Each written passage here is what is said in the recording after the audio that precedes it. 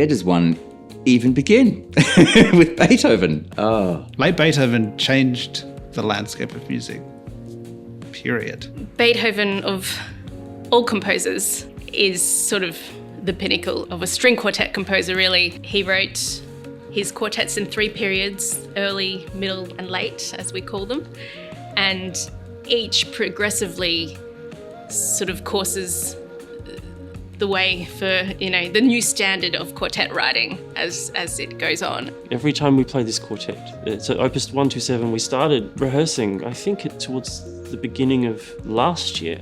And so it's been one that we've been living with for a while. And I really think that is the trick with Beethoven. Beethoven's music speaks to the depth of human experience, perhaps more than anyone else in history. This piece we're playing, the Opus 127, is the first of his late set of quartets, and he paves this new course. And, again, of all string quartets, the late quartets of Beethoven are, in our world, sort of the eighth wonder of the world. There is a universality to his music that I think has made him so, beloved and so celebrated. He was very human. The human element that comes out in his writing in this period, especially because it just goes a little bit further than anyone is expecting it to go. He looked upwards, so he had belief in some sort of higher power than himself towards the end, which one might argue earlier in his life he thought he was the higher power.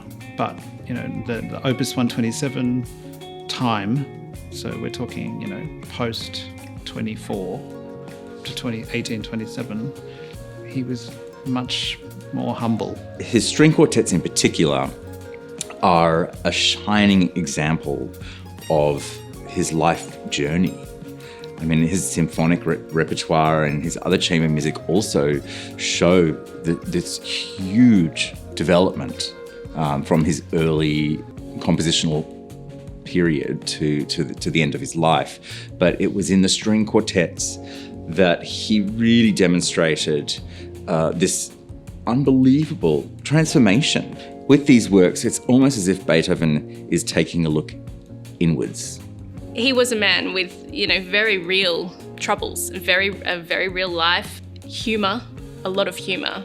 And all of these things come out in his writing. It's basically the trajectory of everybody's life, this quartet. And there is something much more introspective about the way he treats the 4 voices in his late quartets. And it's so much about the journey of taking time. So, the quartet starts out seemingly very confident in E-flat major, like straightforward music should.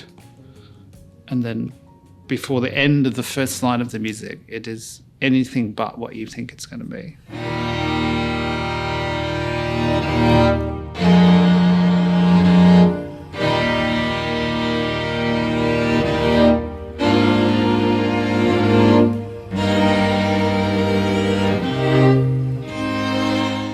This particular quartet is in my favourite key, E-flat major. It opens in such a way that is so extraordinary. I don't think any other quartet in the canon opens in this way. There is something so warm and nourishing about E-flat major, and right from the outset, you hear these chords, these grand pillars of chords. E-flat major is one of the most divine keys for a string quartet.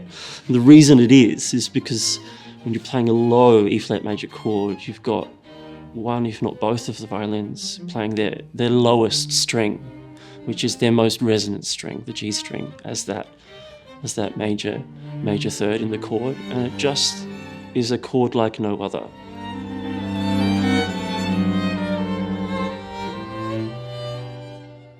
And then every movement plays a trick on you. The second movement, is a set of variations.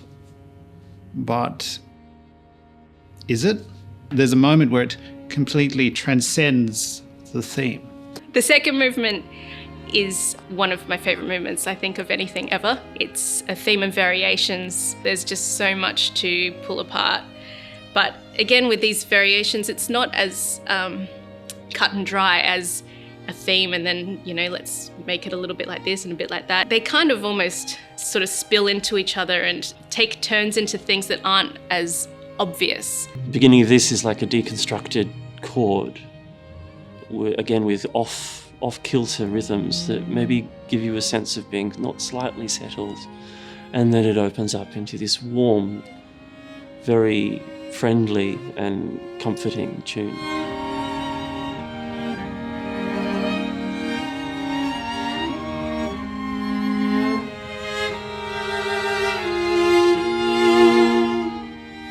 The next movement is hilarious because Beethoven uses I imagine a pretty common tool, which is to slap everyone out of it. Really kind of jolts the listener back out of the dreamlike state that we've been in the slow movement. Very exciting, very exhilarating. You'd had so many of these third movements and playful sort of, jokey minuet trio scherzo movements, and yet this one somehow is unlike the others.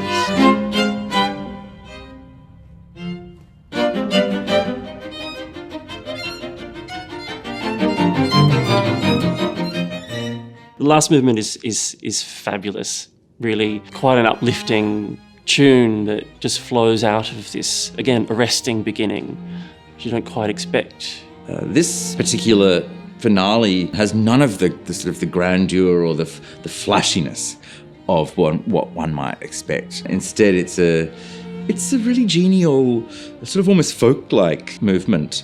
It has one of the most amazing endings of a quartet, where it sort of fizzles away into this coda that spills back into this very big, raucous, joyful ending.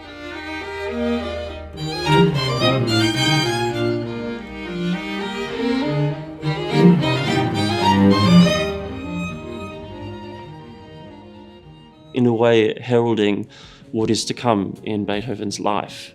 But essentially, these are the last works that he wrote. That's the beauty of this quartet. We played through the second movement the other day after a while of not having played any of the quartet, and at the end of just that one movement, all of us just did this huge exhale, and just, it's big. I mean, he wanted to write so much more music. He felt like at times when he was at his lowest point that his time was up, but he had to sort of make peace with that.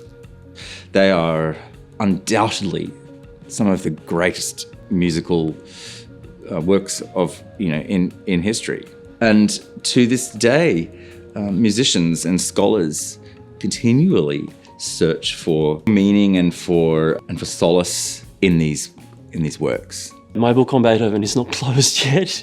There's quite a lot that I am still discovering about the man, his life, his music, and I really feel like these quartets, these late quartets especially, tell so much more than I could ever have found in his symphonies.